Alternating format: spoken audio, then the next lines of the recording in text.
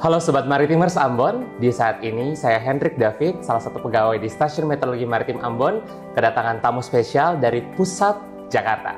Di saat ini sudah ada bersama dengan saya, Bapak Dr. Trihandoko Seto MSc, selaku Deputi Modifikasi Cuaca BMKG yang baru. Baik Pak, izin Pak, bagaimana perasaan Bapak ketika pertama kali tiba di Ambon Pak? Ya tentu Ambon ini adalah daerah yang legendaris gitu ya, maka kedatangan ke Ambon ketika bertemu dengan teman-teman ini saya melihat wajah-wajah yang bersemangat gitu ya, untuk membesarkan BMKG dan membangun bangsa dan negara.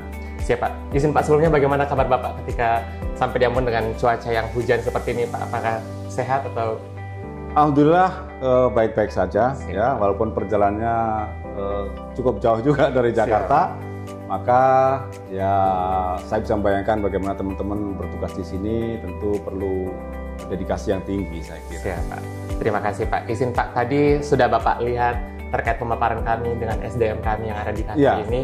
Siapa izin Pak, mungkin terkait dengan pengembangan ke depannya seperti yang selalu digemakan oleh Ibu Dwi Korita selaku Kepala BMKG untuk BMKG Global Player, apakah ada pesan Bapak bagi SDM kami di kantor ini Pak? Izin Pak. Ya, tantangan maritim di kepulauan ya seperti Maluku ini, khususnya teman-teman di Ambon tentu tidaklah ringan.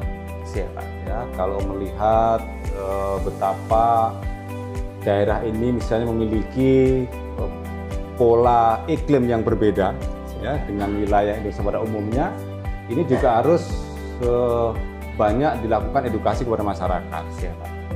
Jangan berpikir kalau bulan Juli, Agustus, September itu tidak ada hujan, tidak ada angin, tidak ada cuaca-cuaca ekstrim ya.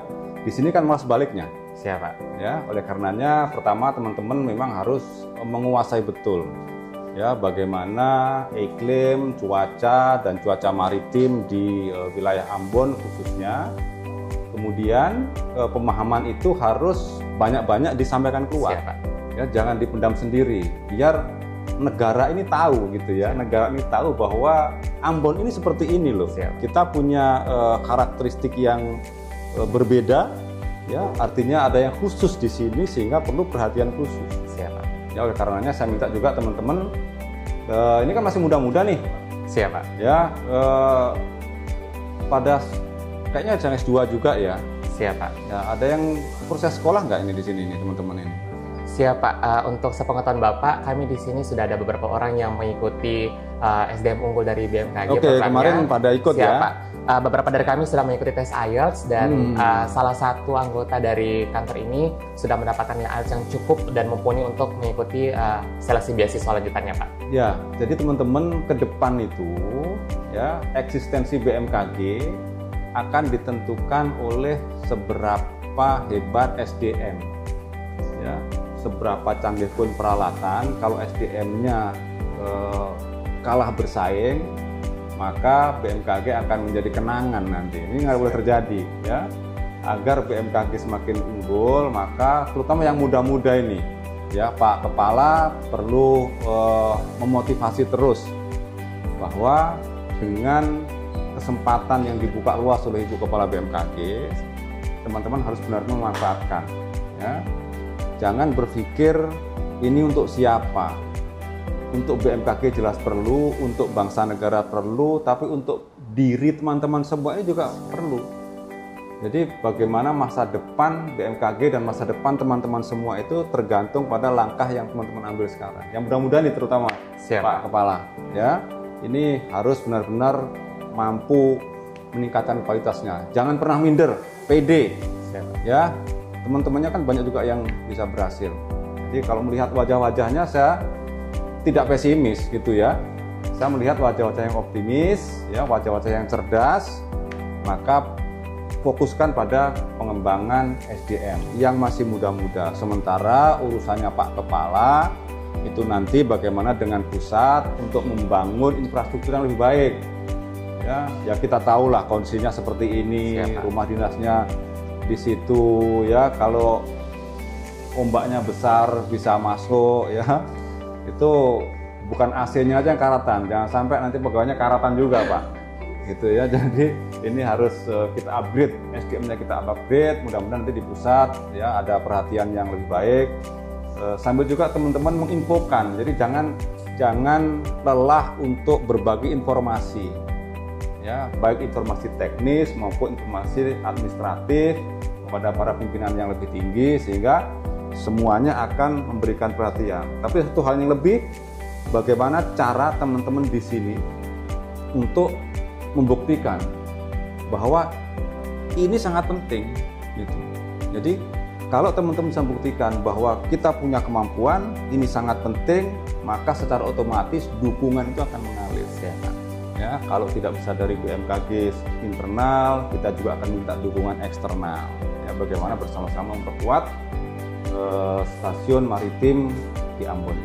Gitu. Siap, Pak. Terima kasih Pak. Dan untuk pertanyaan terakhir Pak, terkait dengan kedeputian Bapak sendiri kan merupakan deputi baru, deputi modifikasi cuaca. Izin Pak, kira-kira apakah rencana terdekat dari Bapak terkait dengan bidang kerja Bapak dan implementasinya pada UPT-UPT di daerah Pak? Izin Pak. Ya, tentu saja deputi bidang modifikasi cuaca BMKG ini adalah deputi yang baru. Siap Pak. Ya, selama ini organisasinya di tempat lain dan skalanya lebih kecil.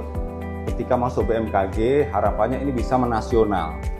Ya, kedebutan ini dibentuk untuk melakukan upaya aksi dini. Jadi BMKG itu selama ini berfokus kepada warning services, ya pelayanan untuk peringatan dini. Ya. Nah sekarang kita perkuat lagi dengan aksi dini.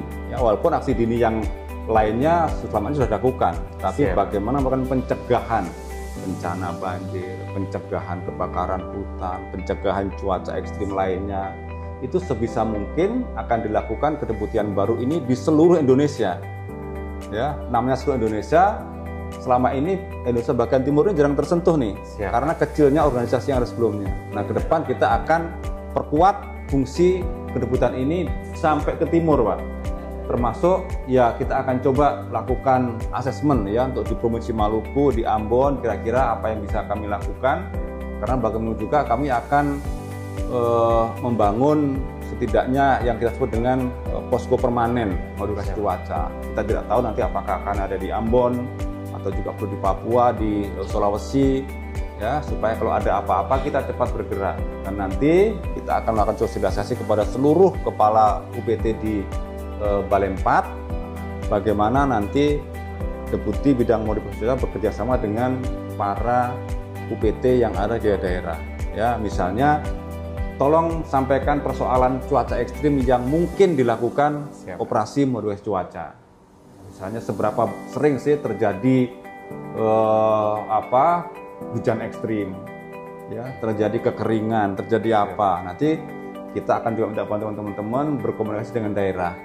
Lalu kita susun platformnya, nanti sehingga pada saat diperlukan kita bisa bersama-sama bekerja pusat dan daerah untuk melakukan kegiatan modifikasi cuaca, gitu ya. Siap Pak. Terima kasih Pak.